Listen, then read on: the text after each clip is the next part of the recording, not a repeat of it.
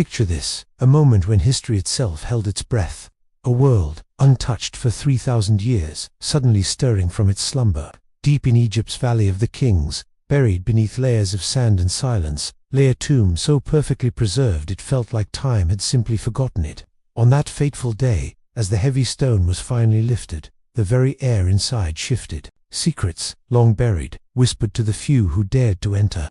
A boy king, silent for millennia, was about to reveal truths no one could have imagined. What they found inside wasn't just gold and treasure. It was linen, rituals, and a human story frozen across time, revealing a tale of fragility, devotion, and a life cut short. This discovery would change our understanding of the ancient world forever. They thought they were opening a door. What they actually did was interrupt time. On a quiet morning in the Valley of the Kings, as dust hung motionless in the air, a small sealed doorway waited untouched for over 3,000 years.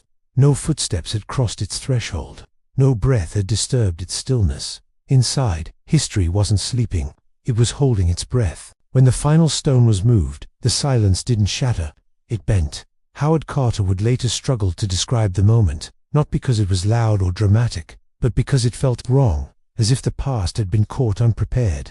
Light spilled into a space that had never known it. Shadows fled across walls painted for eternity, not for human eyes. And suddenly, time, which had stood perfectly still since the Bronze Age, began to move again. At first, there was just confusion. Objects crowded the space, piled almost chaotically, as if someone had rushed. Golden beds leaned against walls. Chariots lay dismantled. Boxes were stacked on top of boxes, sealed, labeled, and long forgotten. This wasn't the orderly tomb scholars expected. This was something else. This was a burial done in urgency. Tutankhamun had not been ready to die. He was young, no more than 19, and his body told a story of weakness long before modern science would confirm it. His reign had been short, his power limited, his kingdom still recovering from years of religious chaos. When he died, Egypt didn't pause because it had time. It paused because it had no choice. And now, 3,000 years later, the world was witnessing the consequences of that rushed farewell. The tomb was small, shockingly small for a pharaoh. It lacked the long corridors, the grand chambers, and the monumental scale reserved for kings, meant to be remembered forever. This was a tomb prepared quickly, adapted from another purpose, and sealed in haste. Yet inside it, the wealth was overwhelming. Gold everywhere, not displayed, but hidden. Not boasting, but protecting. Every surface seemed to whisper the same message: keep him safe. The silence inside the tomb wasn't empty. It was heavy. It pressed against the chest. Even experienced archaeologists spoke in hushed tones, as if raising their voices might disturb something delicate, something still alive in its own way. Then came the moment that history remembers. Carter peered through a small opening, his candle trembling in his hand. Someone behind him asked, "Can you see anything?" His answer was simple: yes, wonderful things. But wonder was only the surface.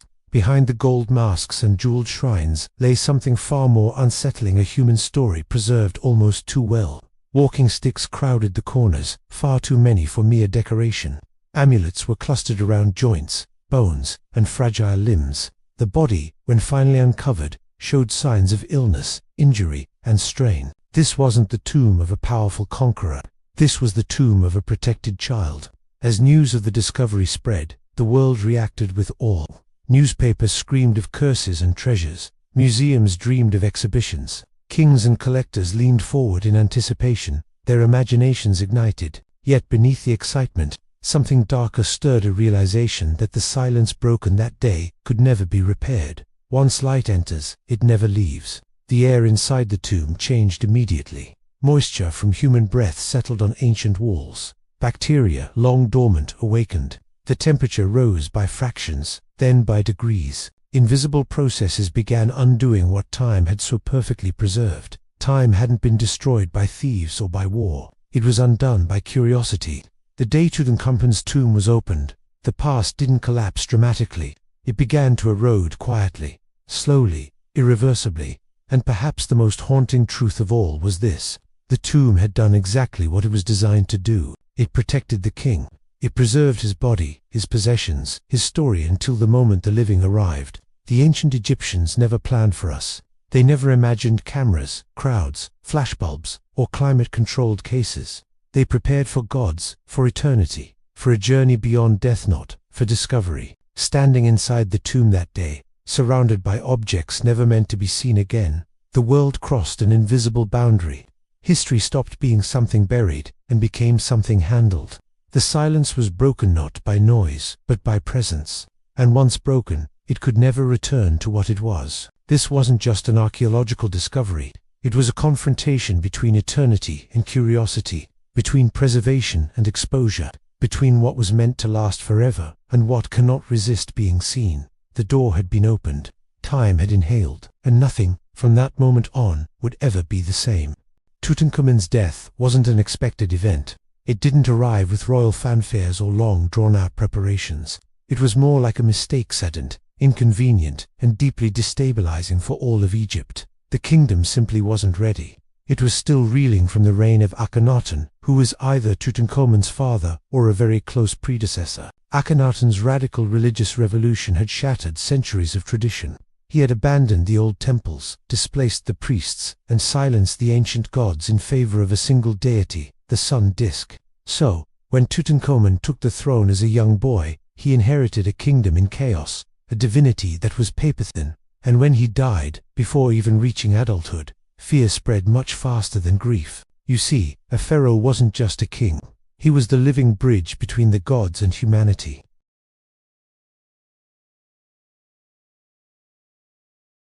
The rituals had to be performed with absolute precision. His journey into the afterlife had to be flawless.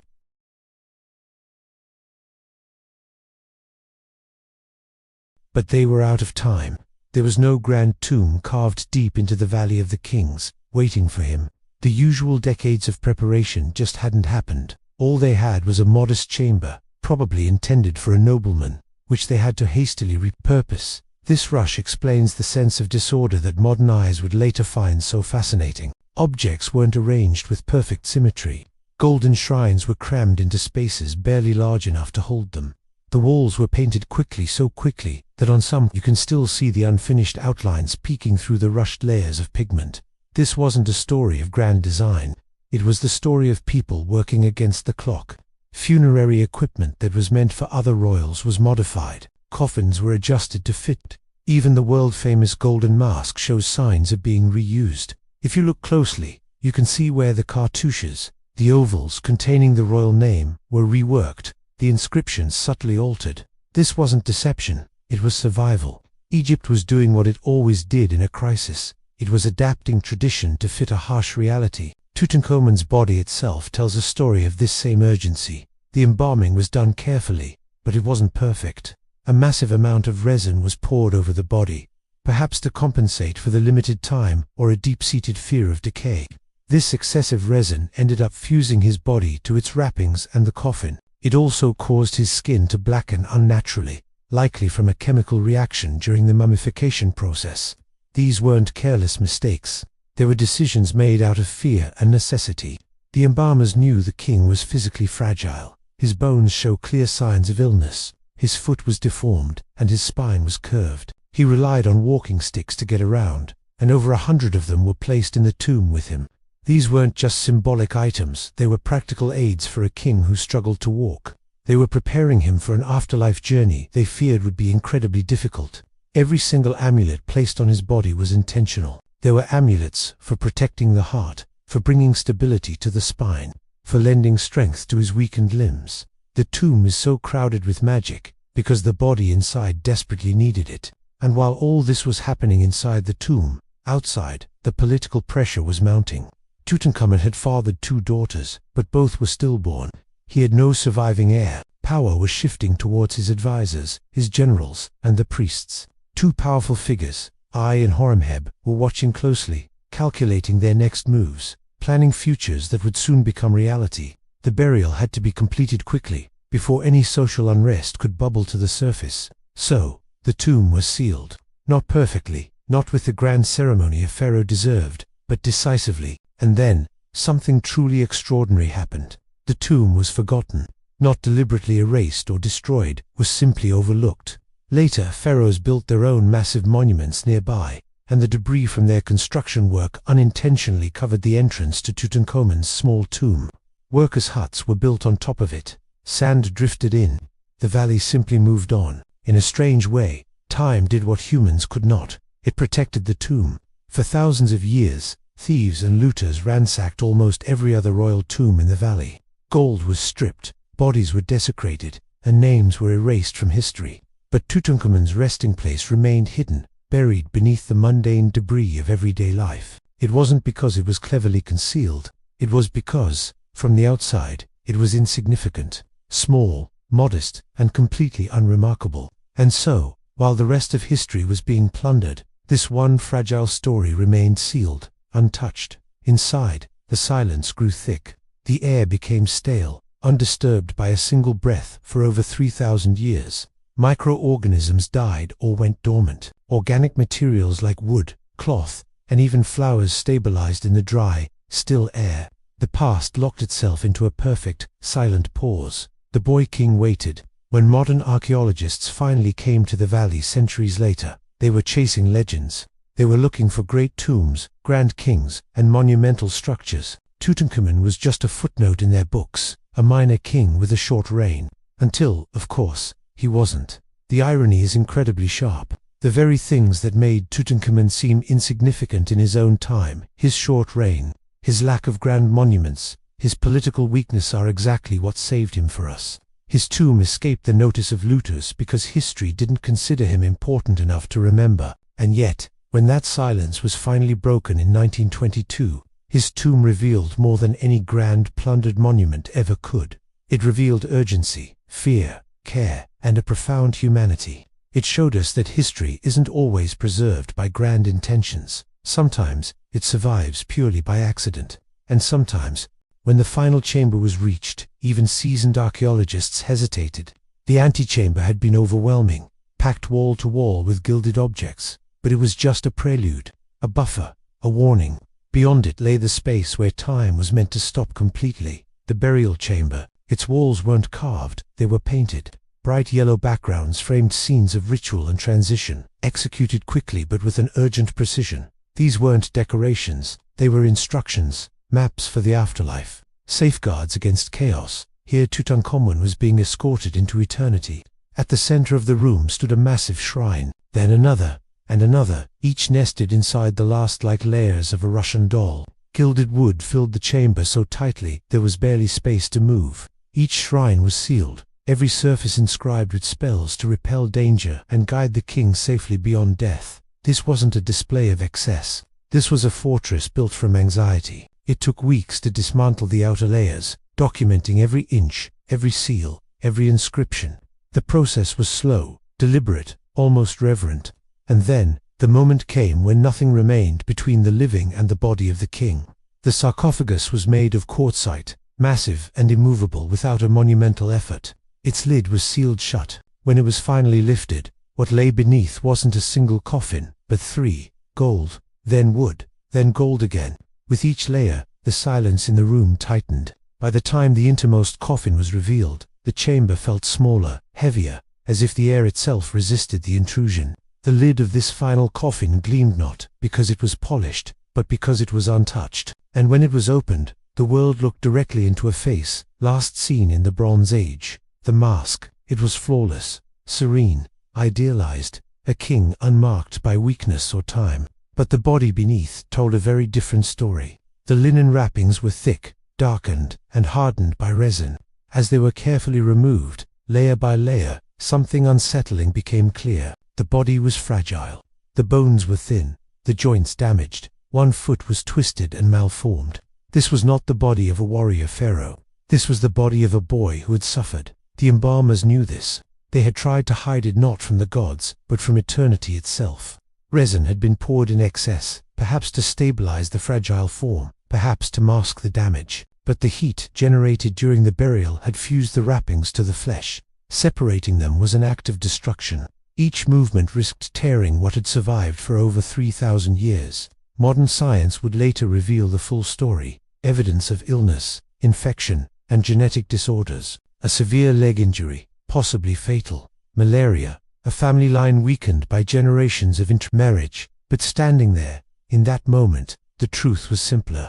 Tutankhamun had been vulnerable, and vulnerability was something ancient kings were not supposed to show. So, it was hidden beneath gold. Amulets were placed directly over weak points: the heart, the spine, the joints, not symbolically, but surgically. Someone knew exactly where protection was needed. Someone had seen this body before death, and knew what it required after. The tomb wasn't lying, it was compensating.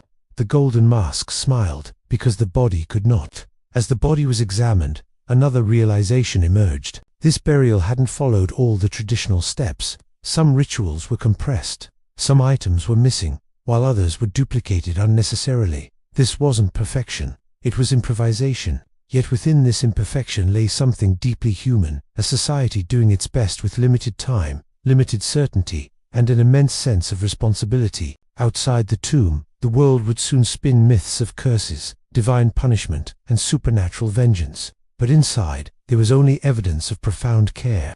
The true horror of the tomb wasn't death. It was how much effort went into protecting someone who could no longer protect himself. The body, once fully revealed, forced history to confront something it often avoids: that power does not erase fragility, that even gods in human form can be weak, that mortality is not selective. Tutankhamun's burial chamber was never meant to be opened, not because of a curse, but because it was intimate. This was a private farewell, sealed in stone for eternity, and once opened, it could never be private again.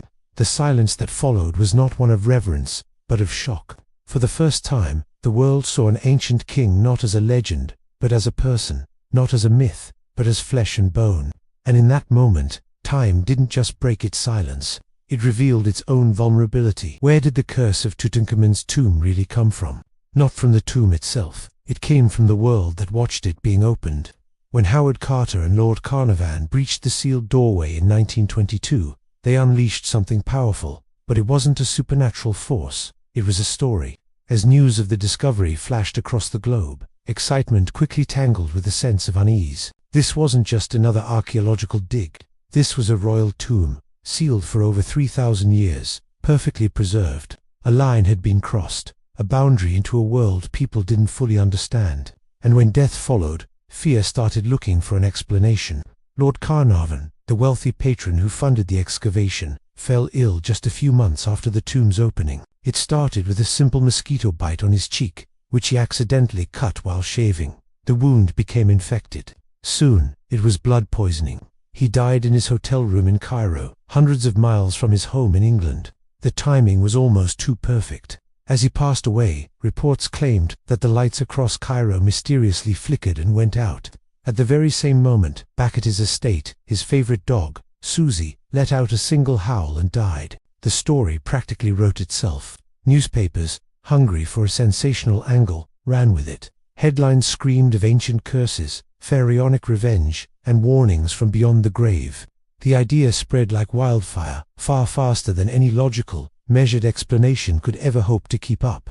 In an era already obsessed with the mystical and the exotic, the curse of the pharaoh was simply irresistible. But back in the Valley of the Kings, inside the tomb itself, nothing had changed. There were no hieroglyphic inscriptions threatening intruders, no deadly spells carved into the walls warning of a terrible fate. Of course, the ancient Egyptians used protective texts in their tombs, but these were symbolic, aimed at safeguarding the deceased's journey in the afterlife, not at harming living archaeologists. The fear didn't originate in ancient Egypt, it came from us. Human minds are pattern-seeking machines. We're deeply uncomfortable with random chance and coincidence, especially when we're confronting something as profound as death and the unknown. Opening a king's final resting place felt like a transgression, a violation, and in our stories, transgression always demands consequence. So, when death appeared so close to the event, our collective imagination eagerly filled in the gaps. Over the next few years, more people connected to the excavation died. Some were old, some were young. Some deaths were sudden, others from illness. Each one regardless of the actual cause, be it a heart attack, a house fire, or a pre-existing condition, was immediately folded into the growing myth. The narrative tightened its grip, fed by sensationalist reporting and a fascinated public. The curse became a self-fulfilling prophecy, where every unfortunate event was seen as proof. But if you actually look at the numbers, the story falls apart. The fear wasn't supported by the facts. A study of the Westerners present at the opening found that they lived, on average, to be over 70 years old. Howard Carter himself, the man who led the entire expedition and spent more time in the tomb than anyone, died 17 years later, at the age of 64 from lymphoma, a quiet end, without any supernatural drama. Countless scientists, photographers, and local Egyptian workers came and went from the tomb, completely unharmed. There was no statistical anomaly, no unusual spike in mortality. There was only selective attention. We remembered the handful of dramatic deaths and ignored the dozens who lived long, normal lives. So why has the curse endured for a century? Because it's a useful story. It adds a thrilling layer of drama. It gives a clear shape to a vague sense of unease. It allowed the world to frame the tomb as a dangerous, forbidden place, rather than what it truly was, an intimate, personal space. And that intimacy is much harder to face. The real disturbance of Tutankhamun's tomb wasn't supernatural, it was emotional. Seeing the nested coffins, the golden mask, the carefully wrapped body of a young king who died as a teenager, fragile beneath layers of unimaginable wealth, it unsettled something deep within us. It made death feel personal and real. The curse became a convenient distraction from that profound discomfort. It shifted our focus away from the vulnerability of a young life cut short and onto the thrill of a Hollywood-style horror story.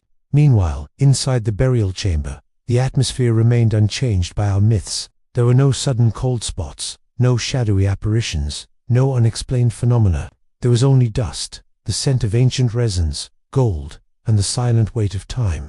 Those who worked inside the tomb did speak of a strange pressure, but it wasn't terror. It was a powerful awareness, a feeling that they were somewhere they didn't truly belong. Not because it was dangerous, but because it was so deeply personal. This was a sacred space designed for one person and their gods, and now, it was crowded with the curious living.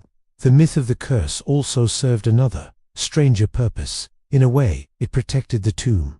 Fear slowed down the tide of curiosity. It gave pause to those who might otherwise have rushed in without care or respect. The story of a vengeful pharaoh became an unlikely guardian for its own resting place. Yet, it also overshadowed a much more urgent reality. While the world was whispering about ancient curses, the real damage to the tomb was happening quietly. The moment the seal was broken, the delicate equilibrium inside was shattered. Microbes, dormant for millennia, began to awaken in the new air. Humidity from the breath of countless visitors started to affect the painted walls. Pigments began to fade under the lights. The true threats were invisible, unspectacular, and entirely human. Time didn't punish the intruders, exposure did. Our obsession with the supernatural curse distracted from the critical work of preservation. It framed the tomb as something magical and indestructible, rather than what it is, a fragile piece of material history. The curse narrative also did a great disservice to Tutankhamun himself. It stripped him of his own story. It turned him from a carefully protected son, brother, and king into a symbol of vengeance, a frightening ghost instead of a young man who was loved and mourned. This shift in framing matters immensely, because how we view the past determines how we treat it in the present. Fear invites exploitation. Sensationalism invites crowds, and crowds, ultimately, invite decay. All the while, the tomb just continued to exist, quiet and undisturbed by the noise of the stories we told about it. It never confirmed the curse, it never denied it. It simply endured.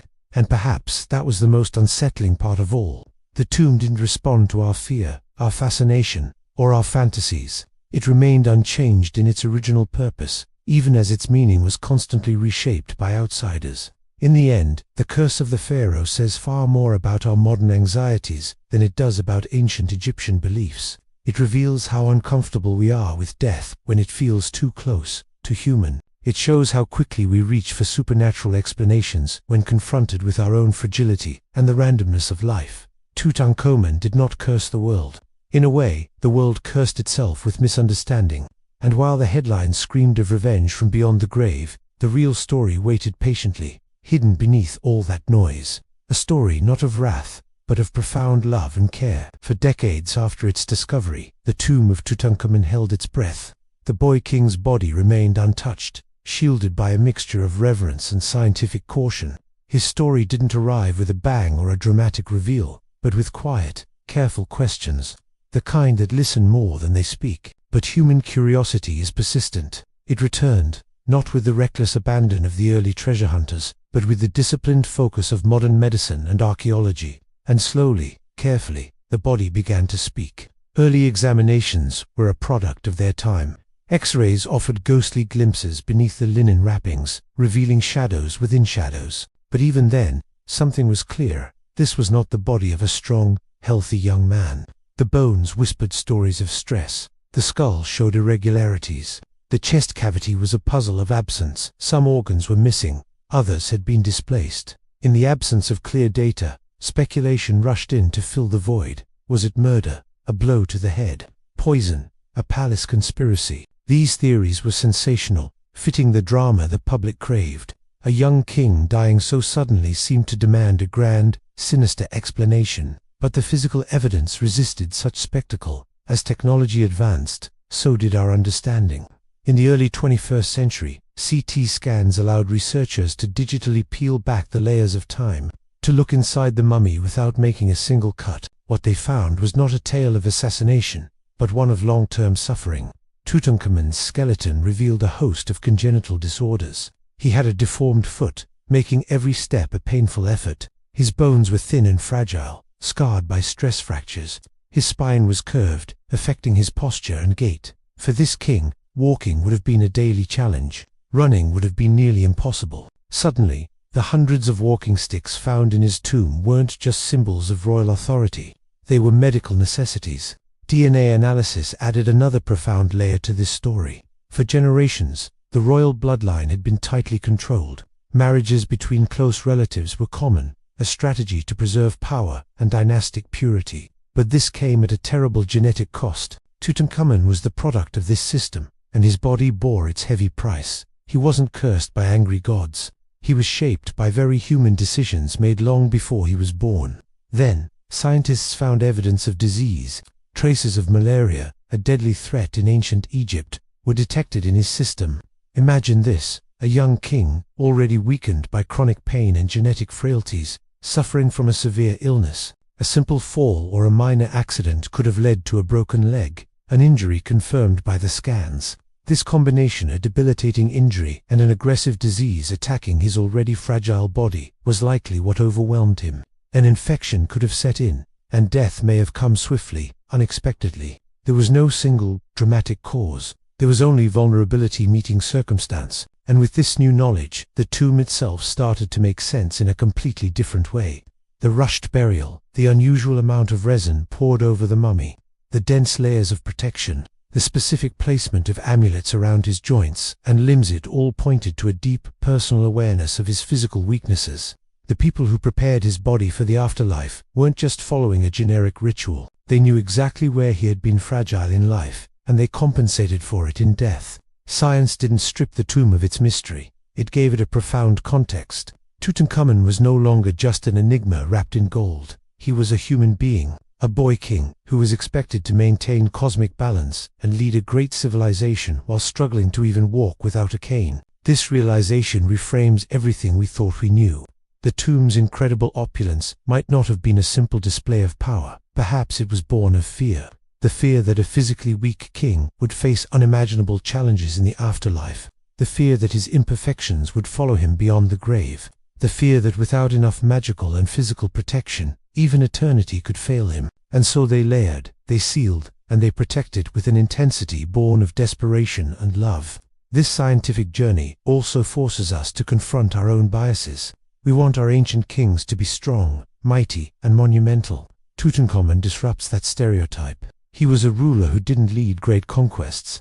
He was a pharaoh who died before he could leave a lasting legacy. And yet, the care and craftsmanship invested in his burial surpassed that of many of Egypt's most powerful rulers. Why? Because care isn't just for the strong. It's often most profoundly expressed for the vulnerable. The more we learn, the more the tomb transforms from a spectacle of wealth into a testament of compassion. It's not a monument to glory, but to responsibility. Even the iconic golden mask, once seen as the ultimate symbol of royal treasure, takes on a new meaning. It idealizes his features, smoothing away any flaws and presenting a face of eternal, divine perfection. In death, they gave the king the flawless body he never had in life. The afterlife was meant to heal him. This is what makes Tutankhamun's tomb so deeply unsettling, not its mythical curses or its dazzling gold, but its raw, compassionate honesty. It confronts us with a powerful truth, that great civilizations, like individuals, are defined by how they care for their most vulnerable. And in that ancient act of care, we can see a reflection of our own humanity. Modern medicine works to repair our bodies.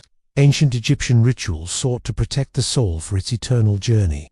Both efforts spring from the same fundamental human impulse, the refusal to abandon someone simply because they are fragile. The tomb of Tutankhamun preserved more than just a body. It preserved an attitude that says even a short, difficult life deserves the promise of a perfect eternity. That weakness does not erase worth. That sometimes the most profound act of love is a silent, desperate effort to protect. As science continues to probe the secrets of the boy king, one thing becomes clearer than ever. He doesn't need myths or legends to be meaningful. His story is compelling precisely because it's real, because it's incomplete, and because it mirrors our own struggles with fragility and fate. The tomb doesn't answer every question.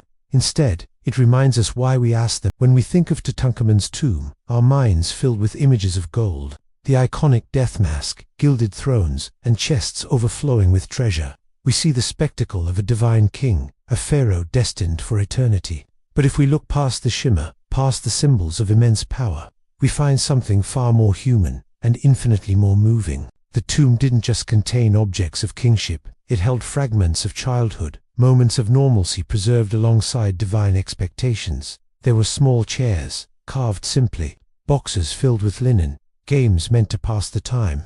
These are the possessions not of a god, but of a boy. They strip away the spectacle and reveal a quieter truth, a young person trying to live inside a role too heavy for his body. Among the artifacts were his toys, simple in design, worn from use. These weren't just ceremonial replicas, they were items that had been handled, held, and enjoyed.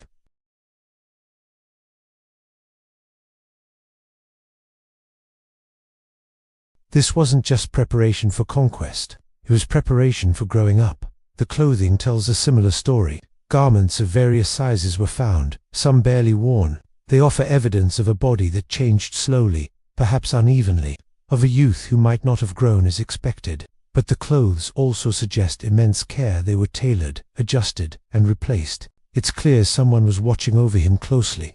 The furniture echoes this sentiment. There were chairs designed for comfort, not just royal posture. Footstools, decorated with traditional enemies beneath the king's feet, were worn smooth in certain places, suggesting they were actually used. The beds were practical, not ceremonial. Even the food offerings felt personal. Jars were filled with wine, bread, fruits, and oils selected not just for ritual, but for familiarity. The ancient Egyptians didn't believe death erased needs. They believed it preserved them. The afterlife wasn't imagined as an abstract eternity, but as a direct continuation of life. So, the tomb became a reflection of daily life, compressed into forever. What the king enjoyed, he would enjoy again. What comforted him, would comfort him forever. Perhaps the most striking objects are the walking sticks. Over 100 of them were placed in the tomb. Some are ornate, some are plain, and many are clearly worn from use. Their presence is undeniable evidence of a physical limitation, but it's also evidence of incredible foresight. Whoever prepared the burial was not in denial. They acknowledged his weakness and planned for it. This kind of honesty is incredibly rare in royal burials, where kings are usually idealized beyond recognition. Here, reality remains visible. The sticks weren't hidden away. They were arranged deliberately, accessible and available. The afterlife would not demand perfection. It would accommodate need. The games found in the tomb also tell a story. Board games like Senet were meant for entertainment, but they also had a spiritual purpose, representing the journey through the afterlife. The game mirrored life's unpredictability, moves forward, setbacks, the roll of the dice. For a boy whose own life had been so uncertain, the symbolism feels deeply intimate. He wasn't just being sent to the gods, he was being allowed to play again. Even the weapons feel symbolic in their restraint. The daggers, bows, and arrows are beautifully crafted, but they are not excessive. They feel more like tools of status than conquest, for protection rather than aggression. The tomb doesn't glorify violence, it prepares for balance. And then there are the small personal items, the rings, amulets, and simple containers. Things a boy might touch every day, things he would recognize instantly. Imagine waking up in an unfamiliar afterlife and seeing something familiar, something that grounds you. That sense of reassurance was intentional. The tomb wasn't built just to impress the gods. It was designed to reassure a child. This reframes the entire narrative of Tutankhamun. He wasn't buried as a symbol, he was buried as a person, a young one, a vulnerable one. His power didn't erase his humanity, it highlighted it. Today, we're often so drawn to the gold masks and glittering thrones that we overlook these ordinary objects. But the true emotional weight of the tomb lies right here, in the mundane, in the things that suggest someone worried about him, someone anticipated his fears. The tomb becomes a message sent across millennia, a message that simply says, we cared. In this light, the silence of the tomb is not cold or empty, it's protective. The quiet was a form of consideration, a space designed to be calm, predictable, and familiar, free from the chaos of the world outside. When Howard Carter and his team opened the tomb in 1922, that calm was shattered. Objects meant to be used privately became public exhibits. Items intended for comfort became artifacts behind glass. There's an unease in this shift. We are looking at something that was never meant for our eyes, and yet, by seeing it, we learn something essential. Civilizations are remembered not just for their monuments, but for how they care for their children. Tutankhamun didn't rule long enough to leave a legacy of laws or victories, but his tomb leaves a legacy that is arguably more profound. It shows that even in the ancient world, compassion could shape eternity, and perhaps that is why this tomb endures so powerfully in our imagination, not because of its mystery or its wealth, but because it reflects a universal truth, that every life, no matter how short, deserves to be protected with intention. When Howard Carter peered into Tutankhamun's tomb, he saw wonderful things. But the world's reaction to that discovery was a double-edged sword. At first, the intrusion seemed innocent. Visitors whispered in awe, their quiet presence a testament to the tomb's power. But every breath added moisture, every footstep sent vibrations through the ancient air. The perfect stillness of millennia was broken, and time, once paused, began to flow again, fragile and unforgiving. The tomb, built to last an eternity in solitude, now faced a new, relentless challenge. Human admiration. To protect the treasures, they were moved. Exhibition halls were built, climate controls installed. Scholars worked tirelessly, documenting every detail. But in saving the objects, we lost something profound. The tomb's story, the intimate arrangement of personal items next to divine symbols, was fragmented. What once spoke as a complete, sacred narrative, now whispered in scattered pieces from behind museum glass. Then came the fame. Tutankhamun wasn't just a king anymore. He became a global brand. His golden mask appeared on posters, t-shirts, and coffee mugs. The boy king was commodified, his legacy turned into a spectacle. This worldwide fascination became a direct threat. Photographers' lights faded ancient pigments. The sheer number of visitors raised humidity to dangerous levels. The very systems designed to preserve the tomb altered its delicate environmental balance. Our admiration was slowly eroding the very thing we adored. Withdrawing from the public was impossible. The world demanded access. Museums and documentaries promised glimpses into this lost world, turning the tomb into a mirror of our modern hunger for wonder. This left conservators with an impossible question. How do you protect a place designed to be sealed forever, in a world that insists on seeing it? The solutions have been imperfect. Some artifacts are now locked away in secure vaults. Others have been digitized, their souls captured in pixels. High-resolution replicas allow us to experience the tomb without physically being there, but it's not the same. You can't replicate the heavy silence, the feeling of standing in that small, sacred space, surrounded by objects chosen with love for one person's journey into the afterlife. In our attempt to save the tomb, we have irrevocably changed it. Fame also brought expectation. People no longer approach Tutankhamun with simple curiosity.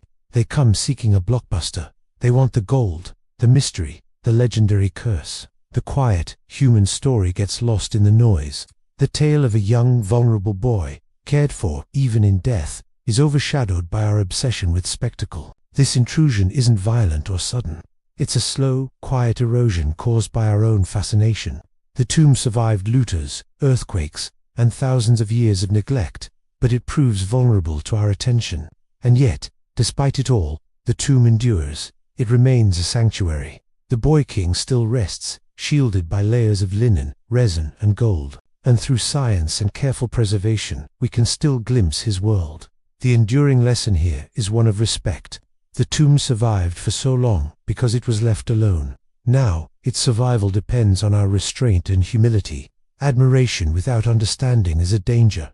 True reverence requires care. The tomb was never meant for us, the spectators. Its story is intimate and deeply human. It teaches us that even in the most opulent setting, what truly matters is our shared vulnerability. The real wonder isn't just the dazzling gold, but the small details, the well-used walking sticks, the childhood toys, the signs of illness and devotion. These objects reveal a boy, not a legend. They whisper truths that no sensational story can ever capture. Even now, the tomb asks us a quiet question. Will we learn to look without touching, to admire without endangering, and to preserve without exploiting? Or will our fascination be the one thing that time could not defeat?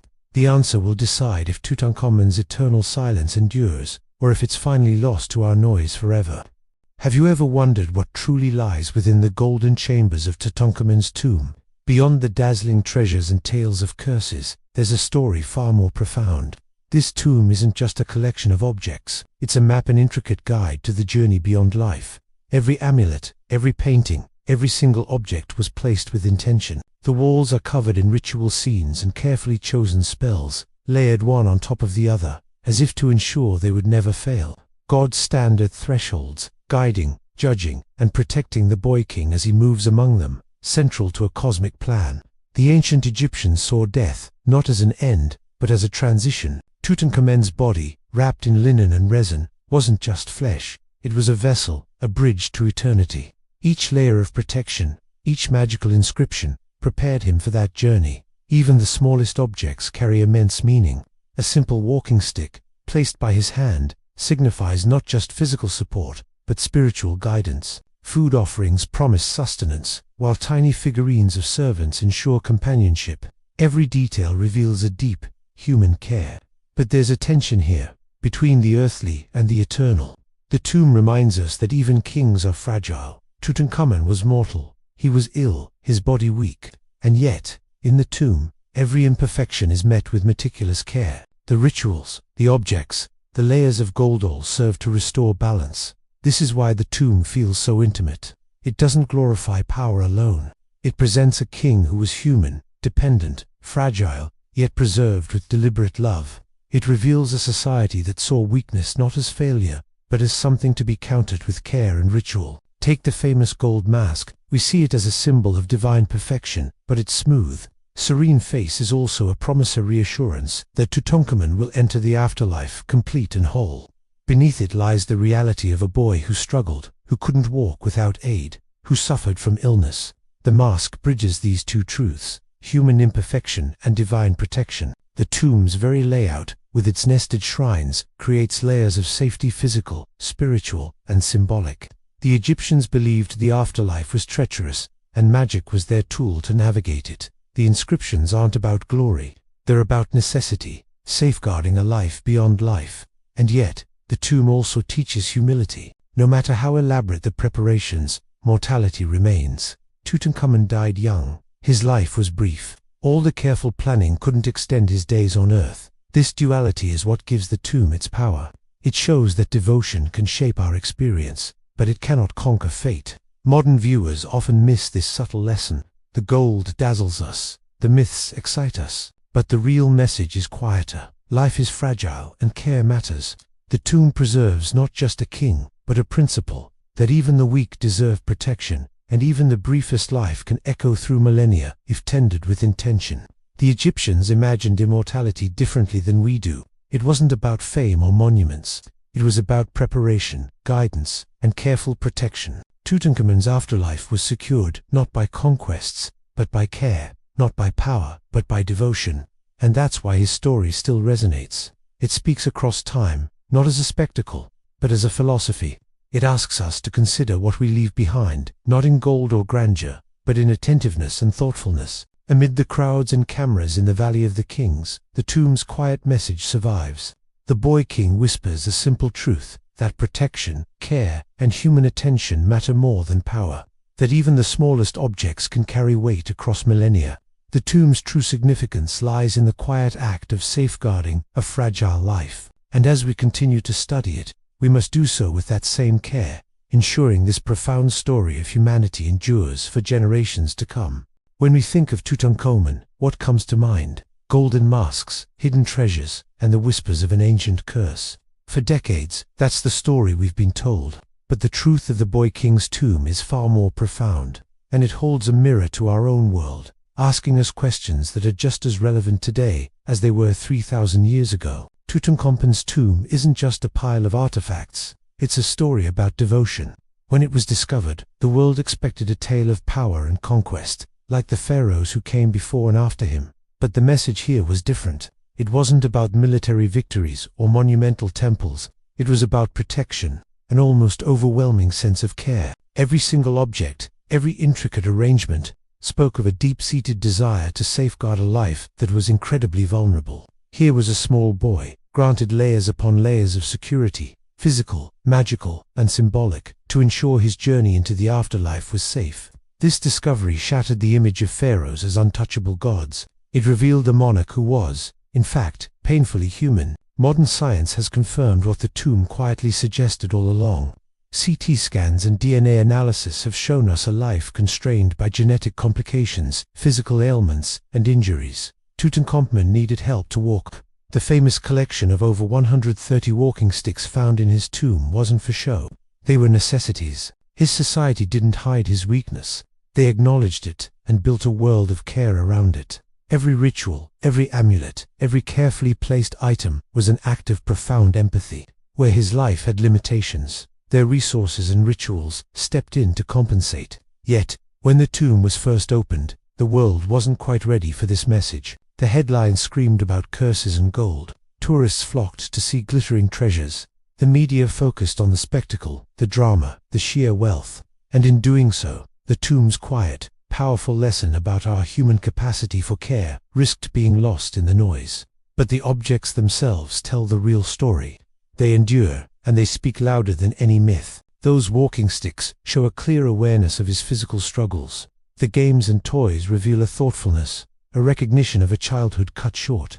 The food offerings reflect the belief that life's simple comforts should continue even beyond death.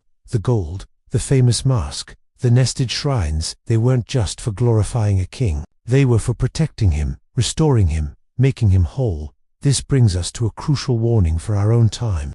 Our fascination with the past, no matter how well-intentioned, carries its own risks. The tomb, which survived for millennia in perfect stillness, is now fragile in a new way. Light, humidity, even the breath of visitors, these can erode what centuries of silence preserved. It reminds us that history demands more than just our curiosity. It requires our care and respect. We must act with discipline to preserve this knowledge for future generations. There's a broader lesson here.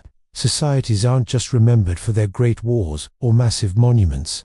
They are remembered for how they treat their most vulnerable. Tutankhamun's afterlife was so meticulously planned because the people around him saw his fragility and acted to protect it. In doing so, they transformed his short, difficult life into one of the most enduring legacies in human history. The story of the boy king reminds us that true strength, whether of a person or an entire civilization, isn't about invincibility. It's about how attentively we act to protect what is fragile. The tomb is a silent teacher, insisting that care matters, protection matters, and that vulnerability deserves not to be hidden, but to be met with devotion. This is why the tomb continues to resonate with us so deeply. We can relate to its intimacy.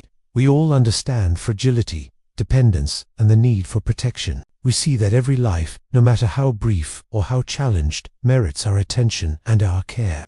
The lesson is simple but profound. Power and wealth fade, but the commitment to safeguard life leaves a mark that can outlast empires. Even today, as we study and exhibit these treasures, the care that shaped Tutankhamun's burial transcends the centuries. It survived looters, desert sands, and modern fascination. It endures because it speaks to a universal truth. The boy king, fragile and human, remains at the heart of this lesson. His tomb is not just a monument to ancient Egypt, but a monument to empathy, to foresight, and to the recognition that our greatest legacy is how we care for one another. So the next time you see that iconic golden mask, look past the gleam of the gold. See the story beneath it, a story of care in the face of fragility, of intention in the face of limitation, and of a devotion so powerful it reached across 3,000 years to touch us today. The true wonder of Tutankhamun isn't his treasure. It's the timeless human story his tomb was built to protect. Have you ever wondered what makes Tutankhamun's tomb so captivating? For centuries, time stood still inside, while empires rose and fell outside. The boy king waited, untouched, preserved by devotion and the simple desire to protect a fragile life. The true power of the tomb isn't the gold, the fame, or the curses we hear about. It's in the enduring presence of care. For millennia, kings were symbols of power.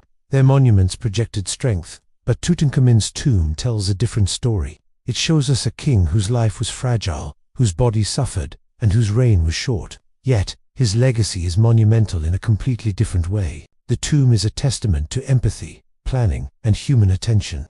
It proves that history is shaped as much by care as it is by conquest. When modern visitors enter, they feel this tension between spectacle and intimacy. The glittering artifacts are dazzling, but their real meaning is quieter. The walking sticks speak of weakness. The toys speak of a childhood cut short. The layered coffins, the amulets, the inscriptions. Every single object is a word in a message that has survived for over 3,000 years. A declaration that even a fragile life can echo through eternity when it is treated with care. The tomb also teaches us humility. It reminds us that even kings are mortal.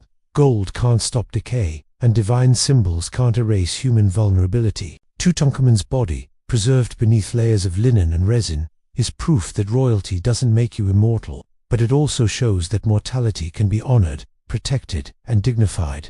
There is real power in preservation, in the thoughtful arrangement of what survives beyond life itself. In our own age, we're obsessed with spectacle, fame, and achieving immortality through our accomplishments. Tutankhamun's tomb offers a quiet counterpoint. It asks us to think about what legacy truly means. Is it wealth? Is it conquest? Or is it the care we show, the attention we pay to fragility, the thoughtfulness we extend to lives that can't defend themselves? The tomb suggests true endurance comes not from power, but from protection. Not from dominance, but from devotion. But there's a twist in this story. Our own fascination has consequences. The very act of looking, if we're not careful, threatens what centuries of silence preserved. Light, humidity, and our very presence can alter these fragile materials. History survives only when we approach it with discipline, respect, and humility. The tomb is a lesson in stewardship, a call to balance our curiosity with responsibility. Admiration alone isn't enough. Preservation requires restraint. And yet, the tomb continues to speak to us across the ages. Its lessons are timeless. The boy king, fragile, vulnerable, and human, reminds us of universal truths. Life is brief. Mortality is inevitable. Fragility is unavoidable. But these realities don't diminish meaning. In fact, care, attention, and protection transform vulnerability into something of enduring significance. Tutankhamun's life may have been short, but his tomb ensures it resonates across millennia, not because of its grandeur, but because of the devotion poured into it. This brings us to the most profound lesson of all. History isn't always made by the powerful or the victorious. Sometimes, it's made by those who care. It's preserved by those who see weakness, honor it, and respond with thoughtfulness. Tutankhamun's tomb is the product of that kind of care. It's an extraordinary reminder that empathy and attention are as enduring as gold, as lasting as stone, and as profound as any military victory. In the end, the boy king lies beneath layers of linen, resin, gold, and ritual. He is a memorial and a teacher. His tomb endures because it transcends spectacle. It communicates not with noise or fear, but with quiet, deliberate intention. Every object, every inscription, every ritual element bears witness to what it means to honor a life, even a fragile one. And perhaps the most astonishing truth is this: Tutankhamun, who lived less than 2 decades, who suffered from illness and injury, who was a king more in title than in conquest, has achieved a form of immortality that surpasses any empire, not because he conquered, not because he ruled, but because he was protected, carefully, deliberately, with full knowledge of his fragility and a deep commitment to his preservation. The tomb whispers its final message across millennia: fragility demands care, mortality deserves attention. Life, no matter how brief, can echo forever when treated with devotion. Tutankhamun's resting place is not just a historical artifact. It is a testament to the human capacity for empathy, foresight, and protection. It is proof that even the smallest, weakest, or most fragile life can leave an indelible mark on history. And so, the boy king remains, silent, protected, eternal, waiting patiently as the world continues to learn, to wonder, and to reflect on the lessons hidden in gold, resin, and carefully arranged objects. Time, once paused, now flows. But the care embedded in Tutankhamun's tomb ensures that his story endures, quietly, powerfully, and profoundly, for all who take the time to listen. Thank you for watching. If you found this story as moving as I did, please like, share, and subscribe for more deep dives into the quiet corners of history.